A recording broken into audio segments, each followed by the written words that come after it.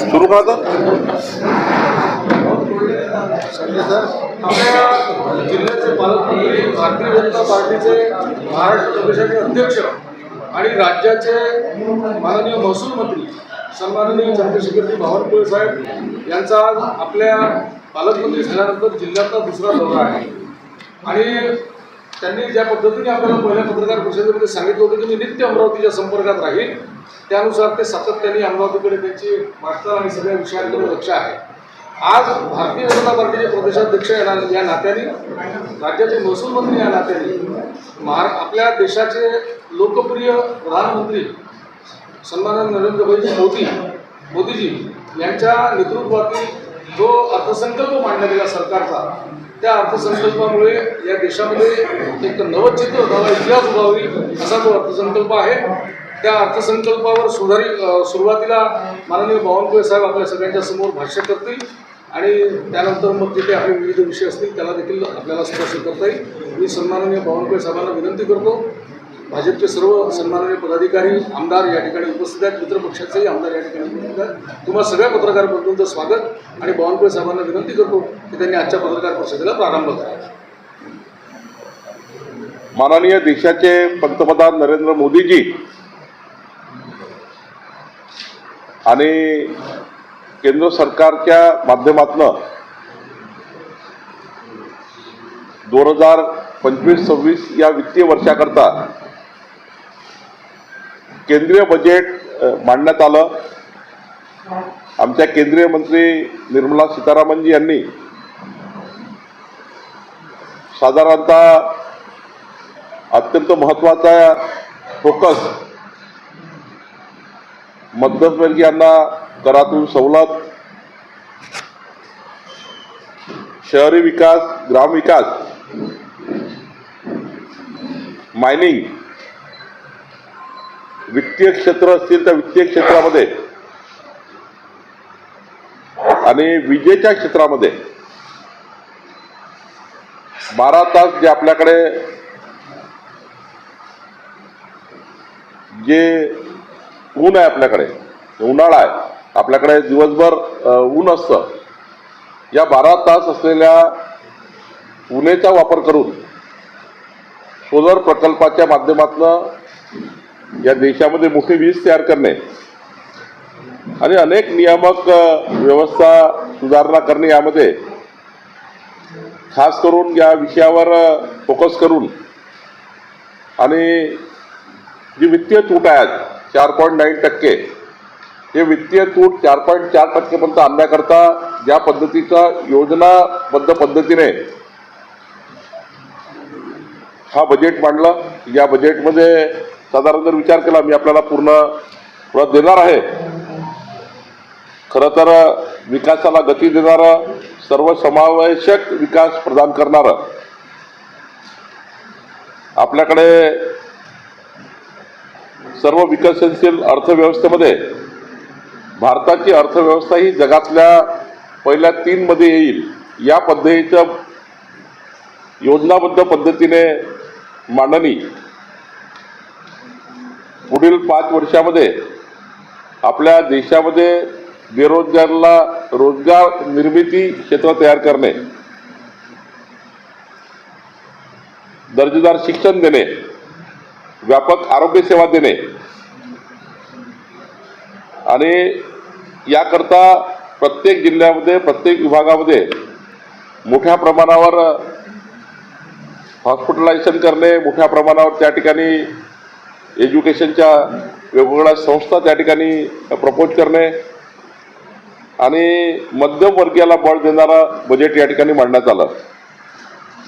खरं तर आपली जी मध्यमवर्गीयांना जे इन्कम टॅक्सची लिमिट होती, ही लिमिट वाढवून आता ही जी लिमिट आहे हे इन्कम टॅक्स जे सर्वसाधारण व्यक्तीला भरावं लागतं ते 12 लाख रुपयापर्यंत आता इन्कम टॅक्स फ्री करण्यात आलं.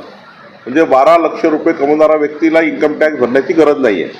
असं महत्त्वाचं पाऊल हे केंद्र सरकारने उचललं. त्यामुळे बाजारपेठ ही आता मोठ्या प्रमाणावर वर जाईल. त्यातून मोठ्या प्रमाणावर या ठिकाणी सर्वच क्षेत्रामध्ये याचा एक मोठा फायदा होईल. TDSची मर्यादा ज्येष्ठ नागरिकाकरता जे TDS भरावं लागतं ते 50,000हून 1 लाख केली. घर भाड्यातील जे TDS मर्यादा आहे, घर भाडं आपण देतो, त्यात 2.40 लाखवरून 6 लाख केली. आता अपडेटेड रिटर्न जे आहे आता 4 वर्षात फाईल करता येईल. अशा अनेक त्या ठिकाणी 18 लाखापर्यंत उत्पन्नावर 70,000ची सूट आहे. 25 लाखाच्या उत्पन्नावर 1,20,000ची सूट आहे. TDS जमा करण्याची मर्यादा 7 लाखावरनं 10 लाख रुपये केली आहे. महिलांकरता विचार केला तर 2 कोटी रुपयाच्या मध्यम मुदतीचे कर्ज हे नव्याने पुन्हा लघुउद्योजक महिलांना देण्यात येणार आहे. महिलांना कौशल्य विकास प्रशिक्षण आणि 11 बाबीच्या सुधारणा 11 बाबी महिलांकरता या बजेटमध्ये आल्या आहे. पर्यटन व विमान वाहतुकाकरता मोठ्या प्रमाणावर उडान योजना जी आहे ती मोठ्या प्रमाणावर या ठिकाणी देशामध्ये येणार आहे. विमा क्षेत्रामधल्या अनेक तरतुदी या ठिकाणी केल्या. खेलो इंडियाचं चांग भलं हाही एक त्या ठिकाणी मोठा कार्यक्रम या ठिकाणी होत आहे. खरं तर राष्ट्रीय प्रशिक्षण शिबिर जे क्रीडा प्राधिकरण आहे त्या 815 कोटीतून 830 कोटीची वाढ झाली. अशा अनेक गोष्टी या ठिकाणी केंद्रीय बजेटमध्ये आल्या आहेत. आता महाराष्ट्राला काय मिळालं तर महाराष्ट्राला मेट्रोच्या जाळ्याकरता 1255 कोटी मिळाले. त्या ठिकाणी इकॉनॉमिक क्लस्टर करता 1094 कोटी रुपये मिळाले. ग्रामीण जे जोड सुधार प्रकल्प आहे त्याला 683 कोटी मिळाले.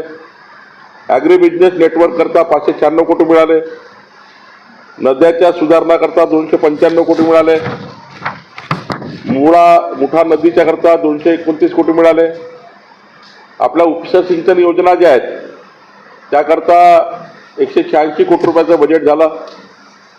आणि सर्वात महत्त्वाचं महाराष्ट्र सरकार ज्या ज्या प्रकल्पाकरता म्हणजे अमरावतीमधले प्रकल्प असतील, नागपूरमधले प्रकल्प असतील, या प्रकल्पाला जे 50 वर्षाचं बिनव्याजी कर्ज म्हणजे एखादा प्रकल्प महाराष्ट्रात अमरावती करायचा असेल त्या प्रकल्पाला बिनव्याजी 50 वर्षापर्यंत बिनव्याजी कर्जाचे त्या ठिकाणी योजना म्हणजे केंद्र सरकारकडे जेवढा कर्ज तुम्ही मागाल ते 50 वर्षापर्यंत बिनव्याजी राहील.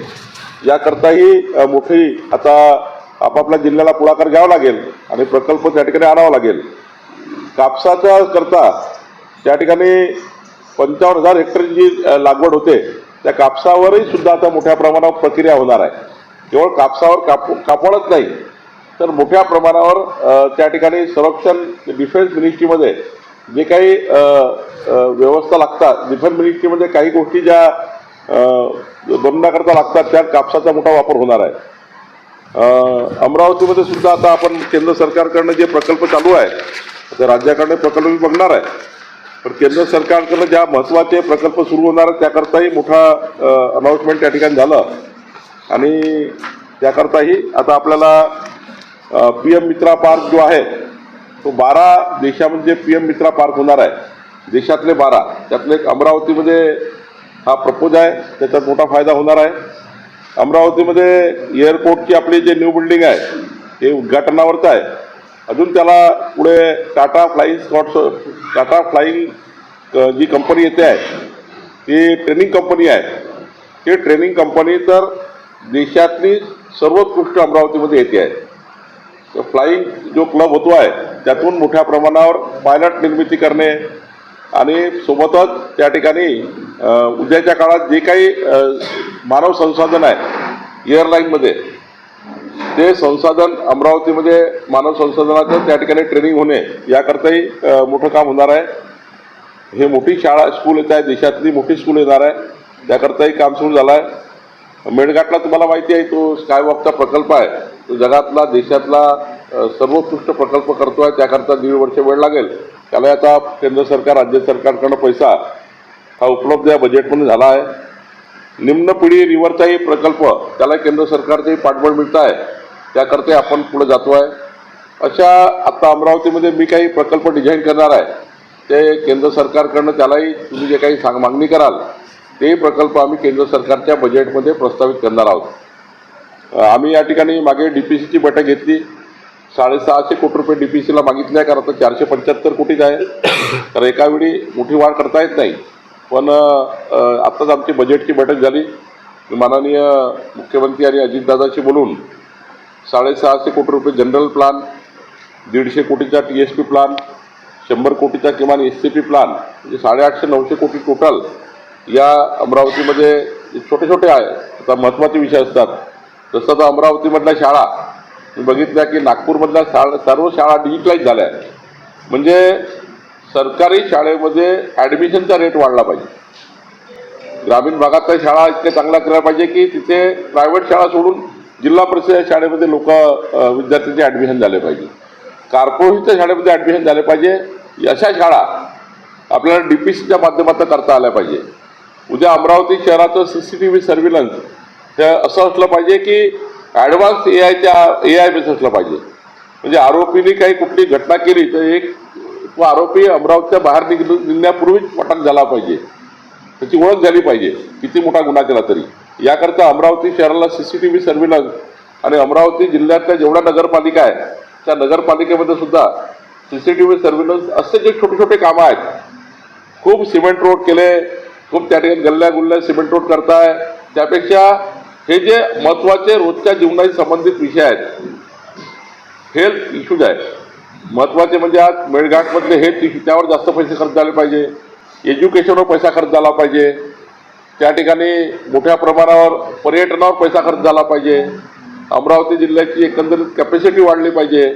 याकरताही आम्ही प्रकल्प तयार करतो आहे.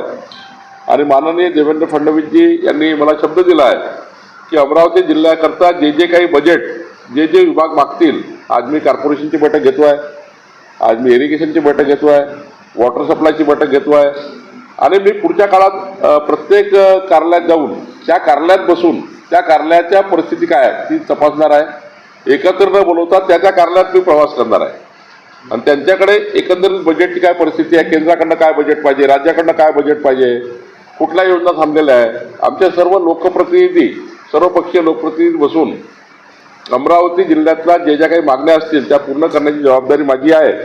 मला वाटतं केंद्रीय अर्थसंकल्पाच्या पूर्ण कॉपी माननीय शिवराय कुलकर्णी आपल्याला देतील आणि त्यामध्ये ज्या तरतुदी झाल्या आहेत, एकंदरीत ज्या शेतकऱ्याकरता, शेतमजुराकरता, आमच्या लाडक्या बहिणीकरता, शेतकरी लाडक्या भावाकरता, मेळघाटातील दुर्गम भागाकरता ज्या ज्या या ठिकाणी आपल्याला तरतुदी आहेत, या तरतुदी आपण सर्वांनी क्रीडा स्पोर्टपासून तर त्या ठिकाणी फाईल क्लबपर्यंत, एज्युकेशन स्कूलपासून तर वैद्यकीय सेवापर्यंत या आपण आपल्या वर्तमानपत्रातून, आपल्या मीडियाच्या माध्यमातून समाजाच्या शेवटच्या व्यक्तीपर्यंत पोहोचवण्याकरता आम्हाला मदत करावी.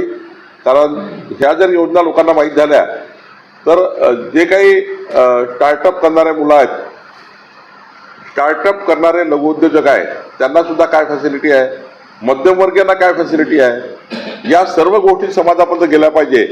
याकरता ही प्रेस कॉन्फरन्स आहे. आपल्याला माझी विनंती आहे की केंद्राने राज्याला काय दिलं, राज्याने अमरावतीला काय दिलं, सर्वसाधारण अमरावती करता एकंदरीत काय राज्यातून मिळणार, शेतकऱ्याकरता शेतमजुराकरता काय मिळणार. स्पेसिफिक असं डिझाईन नसतं की अमरावतीला केंद्र सरकार राज्याला देतं आणि राज्य हे पण अमरावतीला पाठवतं. यामुळं आम्ही सर्व जे लोकप्रतिनिधी आहेत केंद्राच्या बजेटमधून राज्याच्या बजेटमधून जास्त अमरावतीला आम्ही आणण्याचा प्रयत्न करू.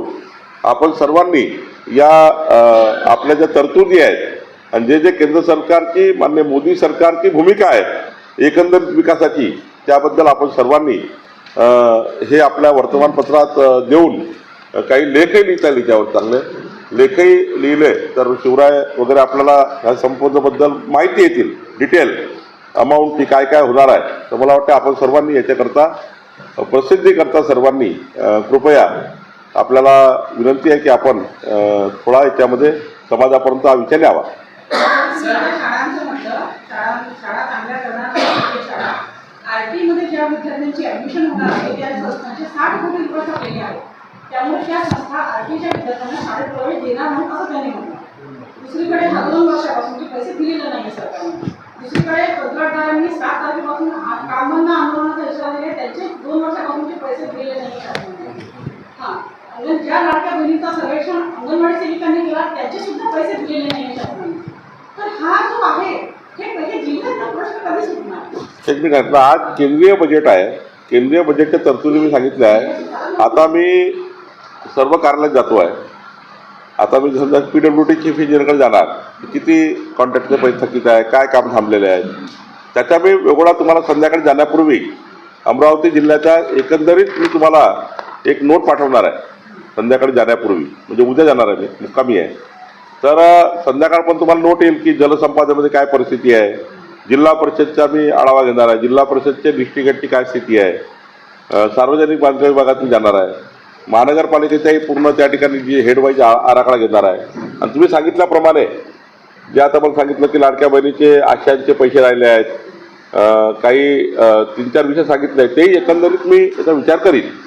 एखाद्या मुद्द्याचा गंभीर गुन्ह्यात सहभाग असेल तर ते समाजासाठी योग्य नाही. आपलं हे प्रसिद्धी प्रमुख कोण आहे आपल्याकडे?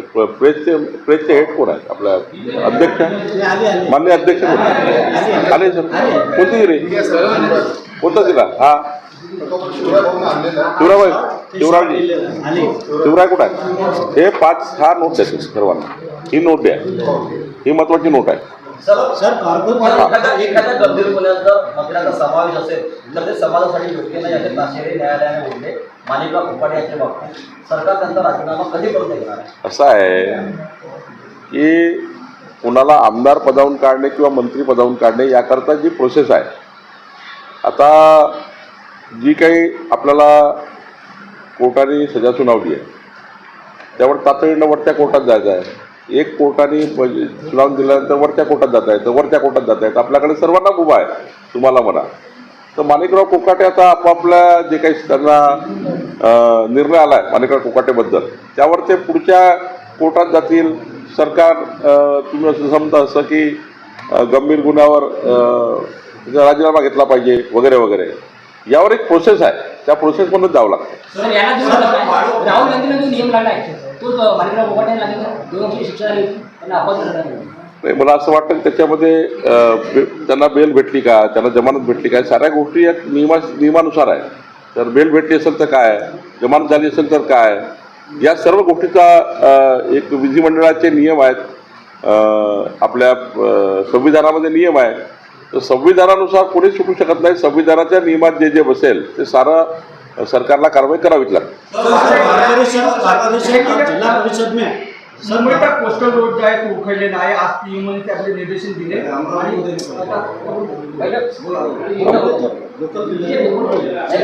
मुंबईचा जो कोस्टल रोड आहे तो पूर्णपणे उखडले, त्यामुळे डांबराचे पॅचेस मारण्यात आले.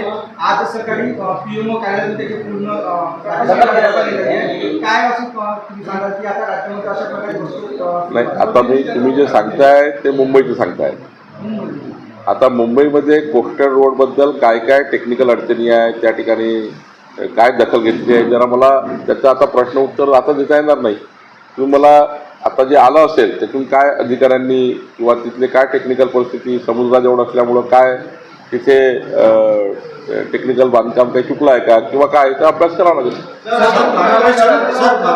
जिला परिषद में इतना भैया कारोबार चालू है, वहाँ कोई सुनवाई नहीं है. और इसके बारे में पेपर में छपने के बाद ना आपके पदाधिकारी ना जनपद उसकी दखल ले रहे हैं. नाही, आपण आता एक पीछे जा रहा. मी आज कैसे कैसे कांड वगैरह इस बारे में कोई ये नहीं हो रहा. मी आज माननीय जिल्हाधिकारी, विभागीय आयुक्त आणि सर्व डिस्ट्रिक्ट हेडला सांगून जाणार आहे की प्रेसमध्ये आलेल्या बातम्यांची दखल घेऊन त्यावर काय कारवाई केली याचं उत्तर लेखी उत्तर त्या प्रेसला दिलं पाहिजे. याकरता मी आज स्पष्ट आदेश काढून जाणार आहे की एखादी प्रेसमध्ये बातमी आली, त्या बातमीवर ज्या विभागासंबंधी बातमी आहे त्यावर काय कारवाई केली आणि केलेलं उत्तर त्या प्रेसला गेलं पाहिजे याची मी दखल घेणार. वाढू धोरणाबद्दल तुम्ही गेल्या वेळी बोलले होते लवकरच इम्प्लिमेंटेशन होईल म्हणून. काय झालं? 24 तारखेला अंतिम वाढू धोरणावर प्रेझेंटेशन आहे, कारण 135 सुधारणा आल्या आहेत. जे वाढू धोरण आम्ही पब्लिक डोमेनमध्ये टाकलं होतं, पब्लिक डोमेनमध्ये.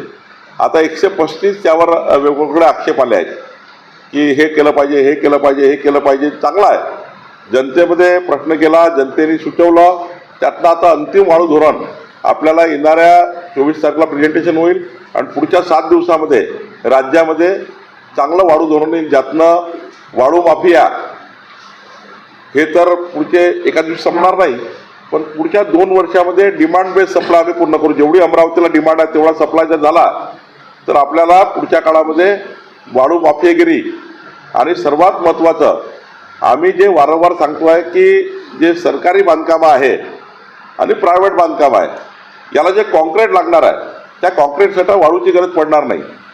ते कॉन्क्रीट दगडखान आणि गिट्टीखान यातून जी वाळू निघणार आहे त्या वाळूच्या आधारावर आता तुम्हाला त्या ठिकाणी कॉन्क्रीट करता येणार. तसा रिपोर्ट आम्ही VRCचा तयार केला. म्हणजे VRCने आम्हाला रिपोर्ट दिला, टेक्निकल रिपोर्ट, की आता वाळूची गरज पडणार नाही, फक्त प्लास्टरसाठी गरज पडेल, बाकी वाळूची गरज पडणार नाही.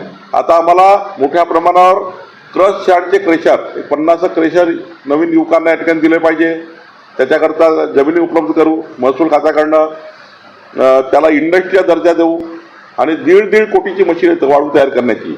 ही मशीनला 50% सबसिडी आम्ही देऊ. म्हणजे 50 नवीन क्रेशर जर वाळू बनण्याचे तयार झाले तर ही जे माफियागिरी आहे तेवढा वाळू उपलब्ध झाला तर माफियागिरी बंद होईल. त्यामुळे एका जिल्ह्यात किमान 50 क्रेशर, नवीन क्रेशर हे सुरुवात करण्याची योजना आम्ही वाळू धोरणामध्ये आणतो आहे. आणि सॅड रिव्हरचं वापरण्याचं प्रमाणच कमी करतो आहे.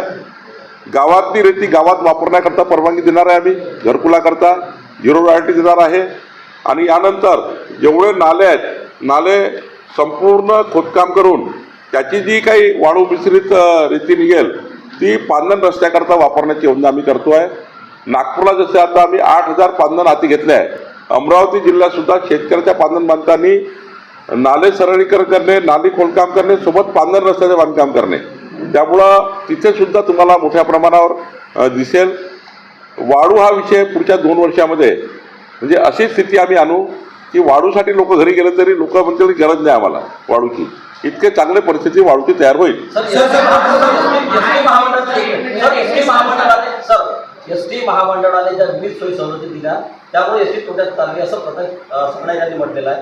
येणाऱ्या काळात सरकार त्या सवलती बंद करण्याचा विचार. आता त्या विभागाचे मंत्री त्या विभागाचं बोलत असतील, त्यांच्या अडचणी सांगत असतील आणि माननीय मुख्यमंत्र्याकडे मागणी करतील तर त्यांच्या एसटीच्या डिपार्टमेंटमध्ये काही अडचणी असतील तर.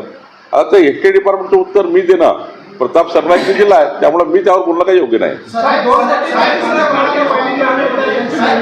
2 कोटी 40 लाख लाडक्या बहिणीची नोंदणी झाली होती. त्यापैकी आता 12 लाख लाडक्या बहिणी त्यासाठी अपात्र झालेल्या आहेत. त्यामुळं सरकारच्या लाडक्या बहिणी आता मोठ्या बहिणी झाल्या असल्याची टीका विरोधक कसं पाहतात?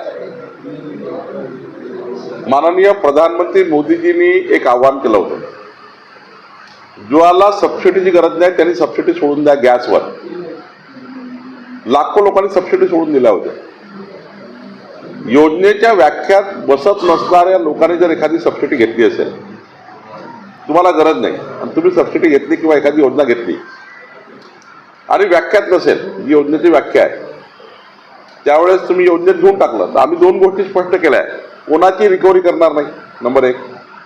देवेंद्र फडणवीस सरकारने, आमच्या सरकारने क्लिअर केलं की कोणाची रिकव्हरी करणार नाही. पण आता तरी पुढच्या काळामध्ये 2.5 कोटीपर्यंत समजा 15-20 लाख महिला बहिणी यांनी समजा व्याख्येच्या बाहेर जाऊन घेतलं असेल तर त्यांनी स्वतःहूनच सोडून दिलं पाहिजे. एक तर आपल्याला आपली सद्विवेक बुद्धी अशी आहे की एखादी योजना मला पटत नाही, माझी काही गरज नाही मला घ्यायची, त्यांनी स्वतःहून सोडून दिले पाहिजे. किंवा सरकार त्या महिलांची यादी कमी करेल, त्याला काय, बरोबर आहे ना. निकष पहिले होते, आपण सर्वांचे अर्ज भरून घेतले आणि सर्वांचे अर्ज भरून घेतल्यानंतर जे काही व्याख्येत येत नाही त्याची स्क्रुटनी करणं सरकारचं काम आहे. आता त्याच्यामध्ये 2.5 कोटीमध्ये 10-15 लाख हा जो आकडा आहे फार मोठा आकडा नाही आहे. आणि त्यातही काही आपण रिव्ह्यू करू की बाबा खरंच त्या लाडक्या बहिणीला गरज आहे का नाही आहे, त्यांची परिस्थिती काय आहे, त्यामुळं मला तर विनंतीच्या आपल्या माध्यमातून आमच्या लाडक्या बहिणी ज्या व्याख्येच्या बाहेर आहेत, त्या योजने जी सर्वसाधारण मध्यमवर्गीय गरीब महिला करता आहे, त्या आदिवासी महिला बहिणी करता आहे, मागासवर्गीयच्या बहिणी करता आहे, पण आमच्या सदन बहिणींनी जे घेतली असेल तर त्यांनी स्वतः सरकारला अर्ज करून सोडून दिले पाहिजे. कारण ही योजना जी आहे ते मध्यमवर्गीय, मागासवर्गीय, आर्थिक दुर्बल आणि आदिवासी समाजाच्या लाडक्या बहिणी करता आहे. तर मला असं वाटतं थोडं मोठं मन करून सरकार यादी कमी करण्यापेक्षा स्वतः सोडून दिलेलं बरं.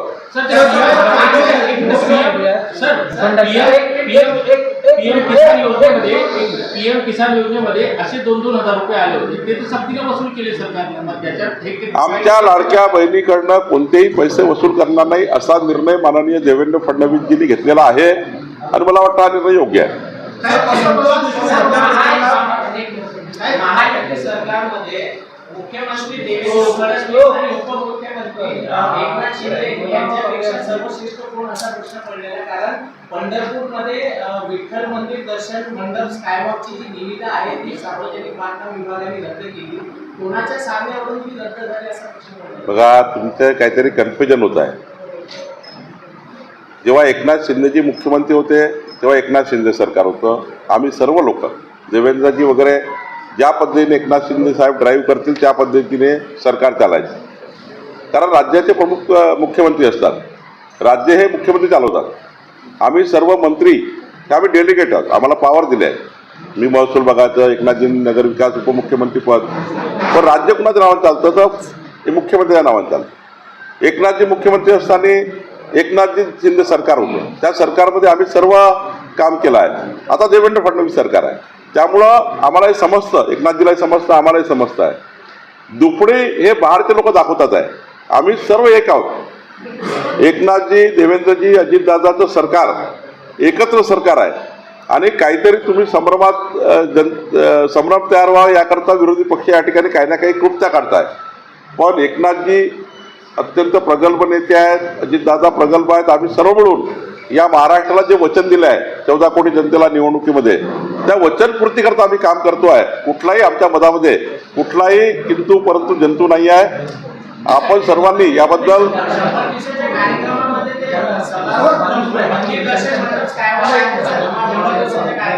आहे ना, ते करेल ना. निविदेमध्ये काही तांत्रिक चुका असतील, अडचणी असतील, काही टेक्निकल अडचणी असतात म्हणून निविदा रद्द होतात. अशा निविदा रद्द होत नाही. जालन्यामध्ये आता आहे तो 10वीचा पेपर फुटला आहे, 25 रुपयात पेपर जो बाहेर आला आहे, सरकार काय करतं? तुम्हाला आता सांगितलं जालन्याची घटना. मला आता तिथे तुम्ही म्हणता तसं SP आणि CPC बोलतो मी काय परिस्थिती आहे. अमरावतीत आले तर आपला पुणेरी मुकुट आणि सन्मान झाला होता. तो मुकुट पहिलं तर पुण्याचा आहे का, आणि जर पुण्याचा आहे किंवा नाही, आणि सध्या कुठे? अरे पितळाचा बाबा असं का करता? सवाल ये है कि जो कोटे साहब ने किया है वो पीतल का देरी से माननीय पोटेजींनी सांगितलं की तो पितळेचा आहे आणि तो पितळेचा मुकुट एक भारतीय जनता पार्टीच्या कार्यालयात दिलेला आहे.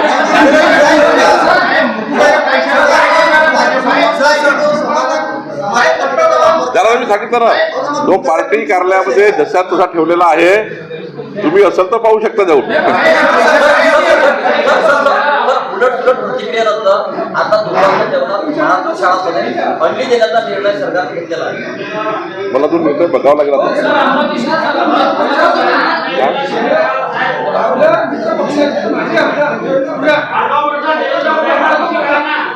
आणि आपण या प्रशासनातून जनतेपर्यंत सर्व योजना पोहोचल्या पाहिजे अपेक्षा करतो. पत्रकारांचं जर जीवाचं कमी जास्त झालं तर याची कंप्लेंट करून मी देवेंद्र भुयारजींनी अशी पोस्ट केली असेल तर त्यांना विनंती करणार आहे की पत्रकार हा अत्यंत महत्त्वाचा देशाच्या विकासाचा आणि महाराष्ट्राच्या विकासाचा केंद्रबिंदू आहे. पत्रकाराशिवाय देशाचा सरकार किंवा देशाचा विकास होऊ शकत नाही आणि महाराष्ट्राच्या विकासामध्ये सुद्धा पत्रकाराचा एक तिसरा स्तंभ आहे. आणि त्यामुळे पत्रकाराबद्दल कुठल्याही परिस्थितीचं चुकीचं वक्तव्य कोणत्याही लोकप्रतिनिधी करू नये, माजी लोकप्रतिनिधी करू नये.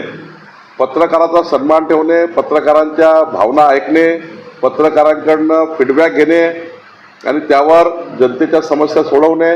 पत्रकारांनी टीकाही केली असेल आमच्यासारख्या व्यक्तीवर, खालच्याही पद्धतीची कधी कधी टीका होते, तरी पत्रकारितेचा अधिकार जो आहे तो पत्रकारितेलाच आहे. जसा आमचा अधिकार आम्हाला आहे तसं पत्रकारांना आपला अधिकार आहे. जेव्हा पत्रकार म्हणून त्यांना तुमचं रजिस्ट्रेशन मिळालं त्याला सर्व अधिकार प्राप्त होतात आणि त्यामुळे पत्रकारितेवर टीका होणे हे मला तर मान्य नाही आहे आणि कोणी करू नये. ज्यांनी केली असेल त्यांना माझी विनंती आहे की यातून क्षमा मागून मार्ग मोकळा केला पाहिजे.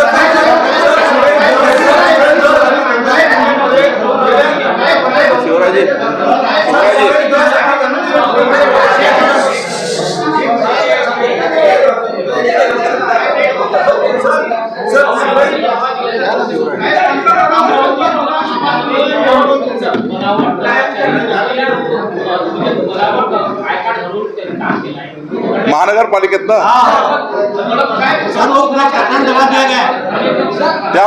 त्या प्रकरणाकरता मी महानगरपालिकेत जाईल तेव्हा मी उलगडा करणार. कुछ अधिकारी बाकायदा फोन करके दबाने का प्रयास करते और यहाँ की पार्टी अधिकारी महानगरपालिकेचं प्रकरण जे माननीय पत्रकार महोदयांनी काढलेलं आहे त्या प्रकरणामध्ये मी कारवाई करणार आहे.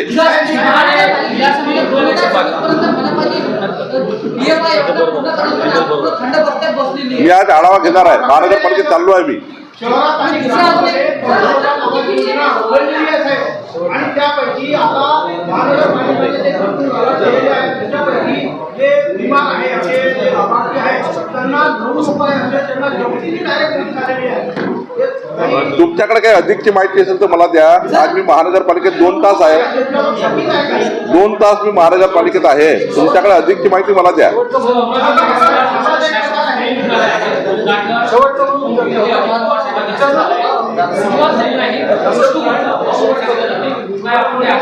त्याची बैठक मी घेतो. आज संध्याकाळी बैठक घेतो.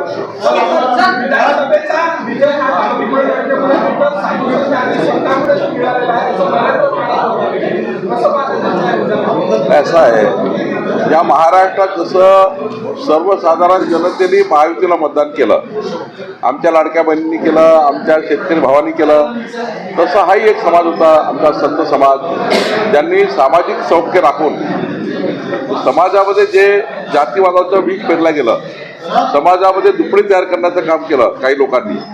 तर समाज हा एकत्रित असला पाहिजे, समाज हा एकसंघ असला पाहिजे, समाज हा मतदानाकडे दूर जाऊ नये, मतदानाकडे गेला पाहिजे, याकरता मोठी भूमिका संत समाजाने घेतलेली आहे. आता असं नाही की संत समाजाने काही आमचं त्या ठिकाणी महायुती, संत समाजाने एक सामाजिक सौख्य राखण्याचं काम केलं आणि जे काही अशांत वातावरण मोठ्या प्रमाणात महाराष्ट्राच्या संस्कृतीला न शोभणारं अशांत वातावरण काही समाजविरोधी लोकांनी केलं होतं, ते वातावरण शांत करण्याचं काम संत समाजाने केलं आहे हे मात्र नक्की आहे. आणि सर्व समाजाचे संत त्या ठिकाणी निवडणुकीच्या पवित्र या कामामध्ये सर्वांनीच एकत्रितपणे मतदान केलं पाहिजे असे आवाहनही संत समाजाने केले.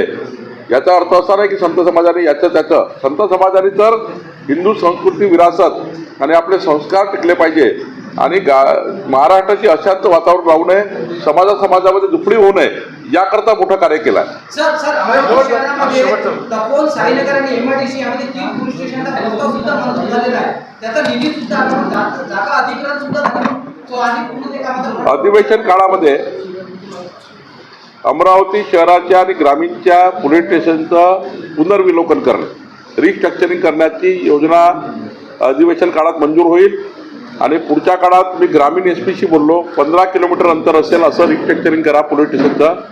ग्रामीण SP आणि शहराचे CP बसून आम्हाला प्रस्ताव देतात आहे. एक प्रस्ताव आला आमच्याकडे मुंबईला, पण या अधिवेशनात त्याला मंजुरी मिळणार आहे. सर, एक महत्त्वाचा प्रश्न असा आहे की आपण प्रदेश अध्यक्ष आहात आणि अमरावती जिल्ह्यामध्ये 7 ते 8 भाजपचे किंवा आमदार निवडून आले, परंतु अमरावती शहरावर जिल्ह्यावर अन्याय का झाला, कोणालाही मंत्रिमंडळात का घेण्यात आलं नाही?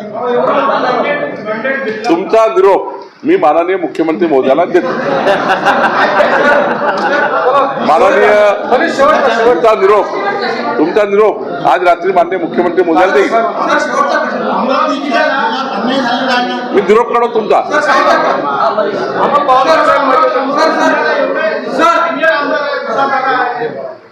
मी आपल्या भावना मुख्यमंत्री महोदयाला कळवतो. अमरावती जिल्ह्यामध्ये फाशी पारधी समाजाच्या जवळपास 50च्या वर बेडे आहेत. नागपूर प्रमाणे अमरावती जिल्ह्यात त्याचं पुनर्वसन होईल का? आजच त्यांना सर्वांना कास्ट सर्टिफिकेट मिळणे, त्या सर्व पारधी खेड्यापाड्यामध्ये सर्व फॅसिलिटी मिळणे आणि त्याकरता ज्या काही शेड्यूल ट्राईब विभागाच्या योजना आहेत म्हणजे आदिवासी प्रकल्पाच्या माध्यमातून त्या संपूर्ण आदिवासी प्रकल्पाचे अधिकारी प्रत्येक खेड्यामध्ये जाऊन त्या ठिकाणी त्या सर्व योजना पूर्ण करण्याचं काम मी करायला लावणार आहे. सर हिल्ले मिल कई टाइम से बंद पड़े सर, उसकी मशीन कहाँ है सर? का हिल्ले मिल अचलपुर के हिल्ले मिल हां त्याच्याबद्दल सुद्धा मी दिल्लीला बैठक लावणार आहे. मी केंद्रामध्ये जाऊन त्याची बैठक लावणार आहे.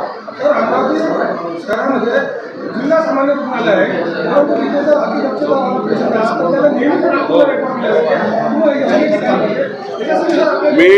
मी अमरावती हॉस्पिटललाही भेट देणार आहे.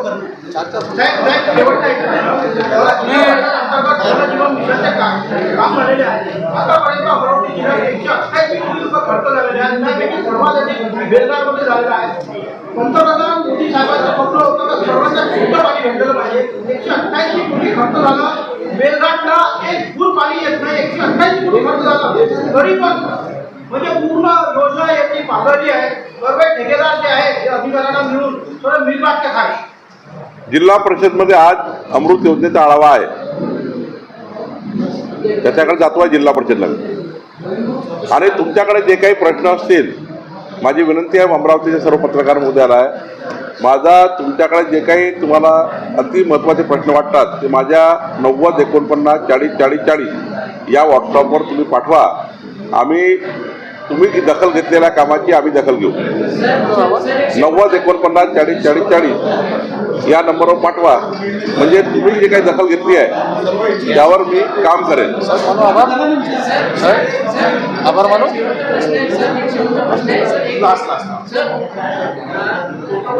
जिल्हाधिकारी विभागीय आयुक्त सीपी हे सगळे लोक स्वागतासाठी आले असतात. म्हणून त्यांना सांगितलं की याच्यानंतर मला घेण्यासाठी दिसतो तुम्ही एवढे तुम्ही कामं मी प्रोटोकॉलमध्ये येणाऱ्या सर्व अधिकाऱ्याला सांगितलं. सीपी SP विभागीय आयुक्त जिल्हाधिकारी CO सर्व अधिकाऱ्याला सांगितलं आहे की प्रोटोकॉल करता कोणी यायचं नाही.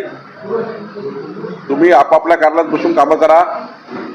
ज्या दिवशी ज्या वेळेला मला एखादा प्रश्न सांगायचा असेल किंवा एखादा विषय मार्गी लावायचा असेल तर या प्रवासात मी त्यांच्याकडे जाऊन बैठक लावणार त्यांच्या कार्यालयात. आणि प्रोटोकॉलच्या नावाने आपला 2-2 तास 3-3 तास वेटिंगवर राहणे त्यापेक्षा अधिकाऱ्यांनी तेवढा वेळ आपल्या ऑफिसमधून सर्वसामान्य जनतेच्या कामाकरता दिला तर अजून अमरावती जिल्हा पुढे जाईल, अजून नागपूर जिल्हा पुढे जाईल. प्रोटोकॉलमध्ये आम्ही अधिकाऱ्यांना कुणालाही बोलवणार नाही आहे. प्रोटोकॉलच्या नावानं अधिकाऱ्यांनी वेळ खराब करू नये. तुम्हालाही माझी विनंती आहे स्पष्टपणे छापलं गेलं पाहिजे की प्रोटोकॉलच्या नावाने कोणी ADO तहसीलदारपासून ठाणेदारपासून तर CP पर्यंत कोणी आमच्या वाट बघणे तात्काळत राहणे तेवढं कामं जनतेचे कमी त्या ठिकाणी पेंडिंग असते. उलट आपल्या ऑफिसची पेंडन्सी संपवली पाहिजे. जेवढे अर्ज जनतेचे तुमच्या चेंबरमध्ये आहेत तुमच्या टेबलवर आहेत ते मार्गी लावले पाहिजे. प्रोटोकॉलमध्ये वेळ खराब करू नका. प्रोटोकॉल